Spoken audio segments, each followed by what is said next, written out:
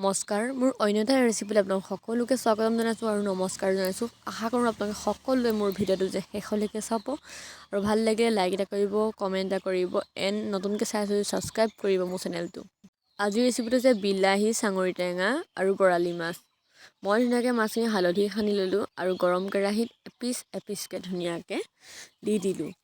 আৰু যিহেতু কেৰাহীটো আমাৰ সৰু, মাছৰ পিচবোৰ অলপ ডাঙৰ ডাঙৰ, সেই দেখি এবাৰতে 3 পিচ বা 4 পিচ এনেকৈ দি পেলাইহে ফ্ৰাই কৰিম, নহ'লে গোটেইখিনি মাছ লাগি লাগি ভাঙি যাব।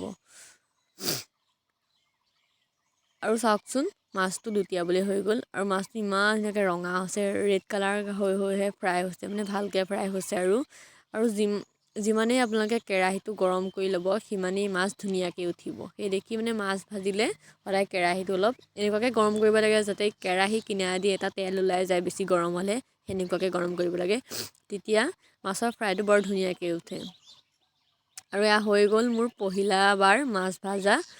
এপিচ এপিচকৈ মই ধুনীয়াকৈ কাঁহীত থৈ দিছোঁ। আচলতে মোৰ মাতটো কিয় সেনেকুৱা লাগিছে, মানে মোৰ মাতটো কাহ হৈ আছে কাৰণে ধৰি লওক ভালকৈ ওলোৱা নাই, জিনজিনাই আছে ডিঙিটো।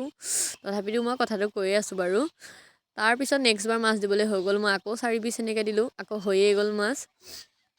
আকৌ সেনেকৈ এপিচ এপিচকৈ ধুনীয়াকৈ মাছ নমাই দিলোঁ। আৰু এইফালে চাওক, মোৰ মা, দেউতা আৰু ভাইটি মোৰ কাষতে বহি আছে। আজি ভাত বনোৱা মোৰ কাৰণটো হৈছে যে মাছ আনিছে, সেইটো কাৰণে মই ভাত বনাইছোঁ। ইফালে আকৌ মই মাছ ভাজি থকা দেখি মায়ে ধুনীয়াকৈ বিলাহী কাটি আছে, কাৰণ মই এটা কাম কৰিছোঁ, মায়েও এটা কাম কৰি, তেতিয়াহে পুটুককৈ ধৰি লওক হ'ব। আৰু ইফালে আছে আমাৰ ঘৰকে পকা পকা ৰঙা ৰঙা কেইটামান জলকীয়া, কাৰণ আমাৰ ঘৰত জলকীয়া নহ'লে একোৱেই নহয়, জলকীয়া লাগিবই।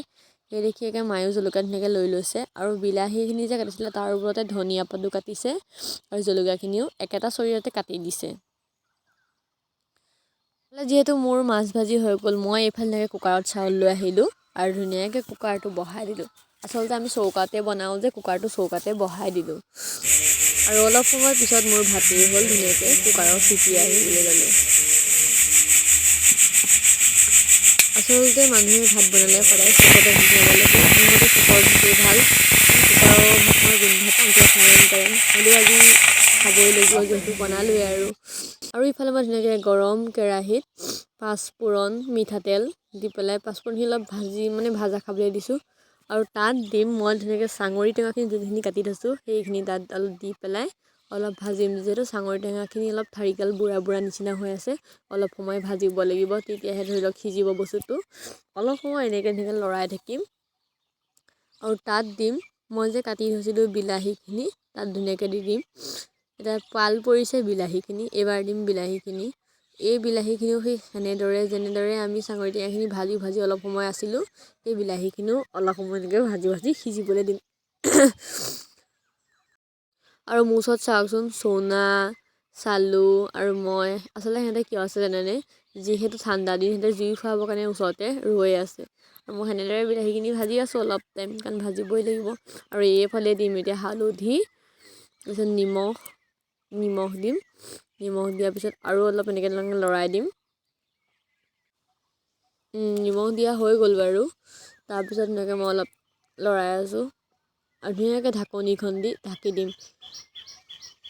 আৰু অলপমান সিজাৰ পিছত মই ঢাকনিখন ধুনীয়াকৈ খুলি দিলোঁ, খুলি দি পেলাই অকণমান লাৰি দিলোঁ। আৰু মই অকণ থুকচা মোৰ অভ্যাস আছে, যিমানে নিসিজক কিয় মই অলপ থুকুচি দিওঁ হেতাখন দি, সেইটো বিলাহীখিনি অলপ গোটা গোটা হৈছে। আৰু ইয়াত ধুনীয়াকৈ তাৰপিছত পানী অলপ দিম, যিহেতু জোল বনাম, তৰকাৰীকণ জোল হ'ব, পানী অলপ দি দিছোঁ। আৰু তাৰ বাবে ভাজি থোৱা ধুনীয়াকৈ মাছৰ ফ্ৰাইখিনি আনি পেলাই ধুনীয়াকৈ মই দি দিছোঁ, কাৰণ উতলিলেহে বস্তুটো খাই ভাল লাগে। টেঙা জোলৰ লগত মাছ উতলিলে বিৰাট ভাল লাগে।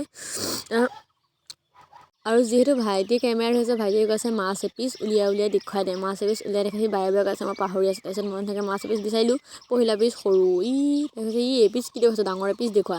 তাৰপিছত আকৌ ডাঙৰ এপিচ মই ধুনীয়াকৈ দেখুৱাইছোঁ, তেতিয়াহে এটা শান্তি আছে। আৰু মই অকণমান ঢাকি দিছোঁ, অলপ উতলিলে বস্তুটো খাই ভাল হয়।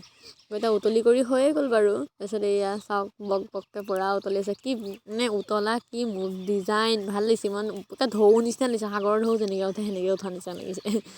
ধুনীয়াকৈ উতলি আছে বাৰু। তাৰপিছত ফাইনেলি মোৰ তৰকাৰী বাৰু হৈয়ে গ'ল আৰু সিজিবলগীয়া নাই। তাৰপিছত ধুনীয়াকৈ তৰকাৰী হৈ গ'ল, যে মোৰ ভাতৰ কাঁহীখন লৈ ল'লোঁ। এয়া মোৰ ভাতৰ কাৰী। আজিৰ ব্লগ ইমানেই আছিল, সকলোকে বাই বাই, নেক্সট ব্লগত লগ পাম।